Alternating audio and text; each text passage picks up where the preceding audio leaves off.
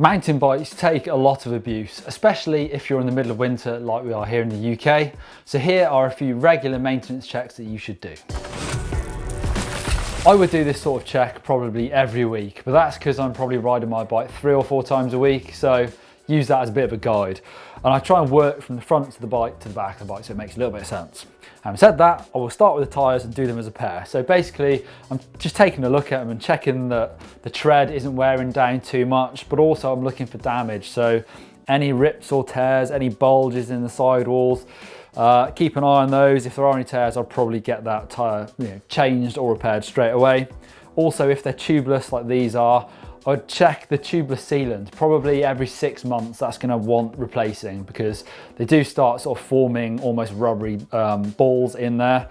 So you need to just change that for some fresh sealant probably twice a year. So whilst I'm there, I'm going to check my wheels. 2 really simple checks. So just check the spoke tension. So go around and squeeze those spokes together. They shouldn't move much at all.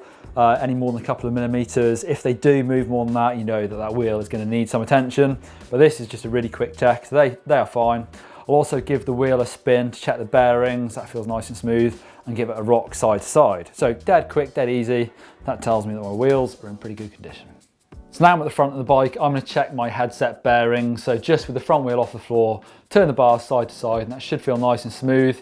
Obviously there's some bearings in there, and especially these lower ones, water will get thrown up by the front wheel and they will need some attention. So grease those probably every couple of months, I'd say, especially if you're riding in really wet conditions. But this is just an easy check, and I can feel that's nice and smooth. So that probably doesn't need greasing just yet. Brake pads are a consumable product that will get pretty abused in winter, so I'll definitely keep an eye on those. And I'm just taking a look inside the caliper from the back and just looking for how much material is on those brake pads. There's probably sort of 3 or 4 mil of material there, so they look pretty good. You can also check the feel of them. This isn't really a regular maintenance check because you should sort of feel this when you're riding anyway, but the brake levers should feel nice and consistent.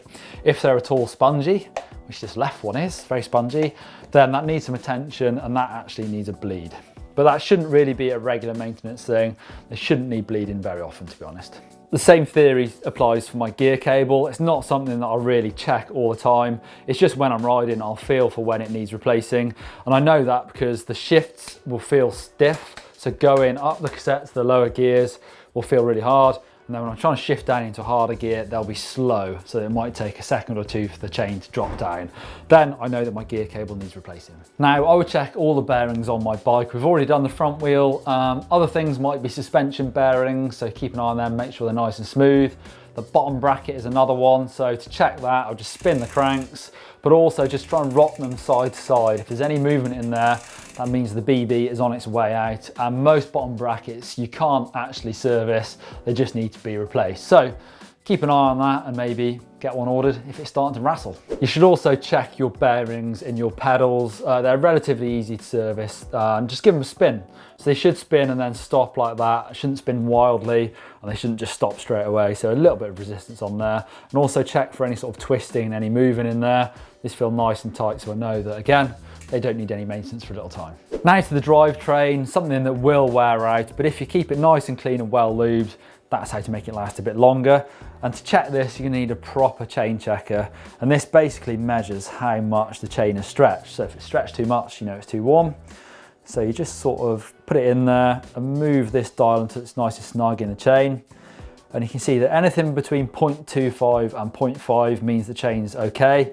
Anything over 0.75 and the chain needs replacing. So this is on about 0.5, so it's absolutely fine at the moment. When your chain starts to get really worn, it sort of wears the cassette and the chain rings at the same time, and it'll start slipping. So when you put the power down, it'll start jumping. It has to be really worn to do that. And also there's much more chance for you snapping that chain, which can lead to crashes. So definitely keep an eye on your drivetrain.